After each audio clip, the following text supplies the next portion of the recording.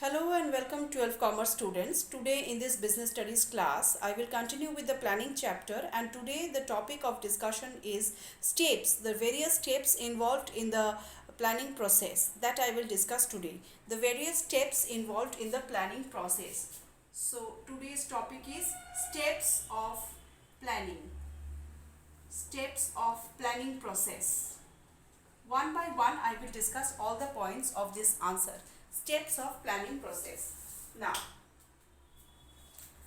uh, any logical and scientific planning must go through certain steps. So, there are certain steps to be followed by any logical planning.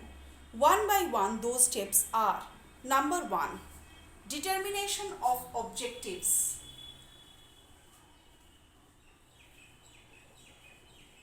Determination of objectives. Determination of objectives. Now, the first step in planning work is to determine or set up the objectives of any organization. Objectives are what? The goals to be performed. They are the end points.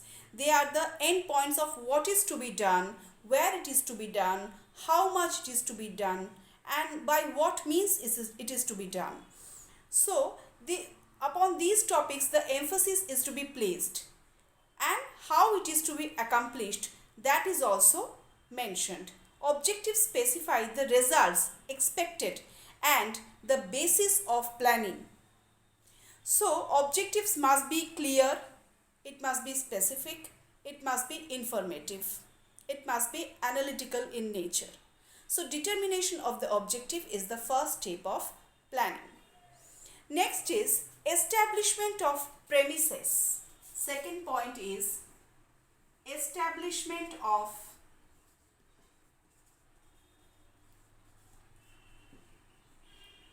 premises. Establishment of premises. Now, planning premises form the foundation of organizational plans. Planning premises refer to certain assumptions about the future behavior of the variables. Now, planning is based on forecasting, and forecasting means assumption. Now, assumption and anticipation of certain future events. Anticipations of certain events which are lay ahead. So, the planning premises must be of different types. The internal premises, external premises. What is internal premises? The cost of production and profitability. What is external premises? Liberalized economic and industrial policies. Then tangible premises and intangible premises. Tangible premises refers to the production, the volume of production, the volume of sales, and intangible premises refers to the goodwill. Again, controllable and uncontrollable premises. Now, controllable premises are those premises which can be controlled. For example, expenditure made on advertisement. And uncontrollable premises refers to those government policy which are beyond any control. So these are the different type of premises upon which a planning step is to be set. These are related to the future events which are uncertain. So, planning premises should be based upon this, and this establishment of planning premises is the second step of any kind of plan. Third is development of alternative courses of action. So, development of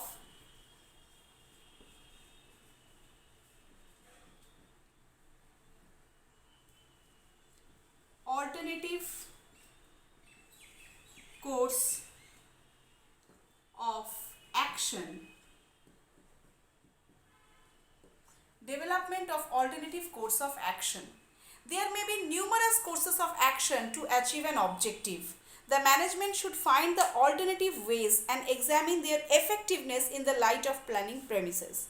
All the possible alternatives should be properly judged. It should be properly listed for any kind of analysis, and comparative evaluation appraisal must be found out.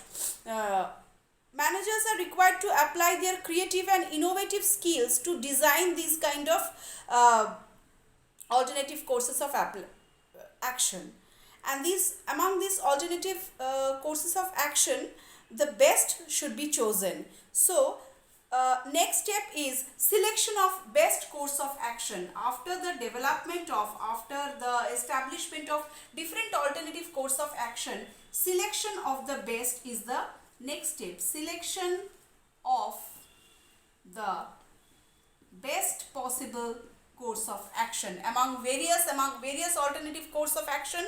The next step is to evaluate the course of action and selecting the best among them. All possible alternatives should be compared and evaluated in the light of objectives. The best feasible course of action is to be decided after careful observation or after careful consideration of the merits and demerits, of the pros and cons of any course of action.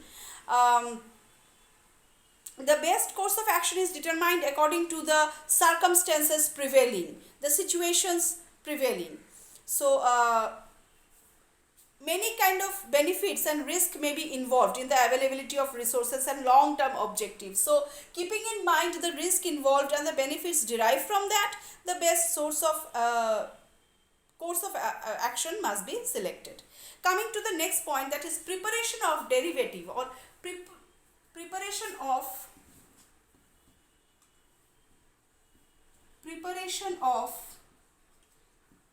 derivative plan.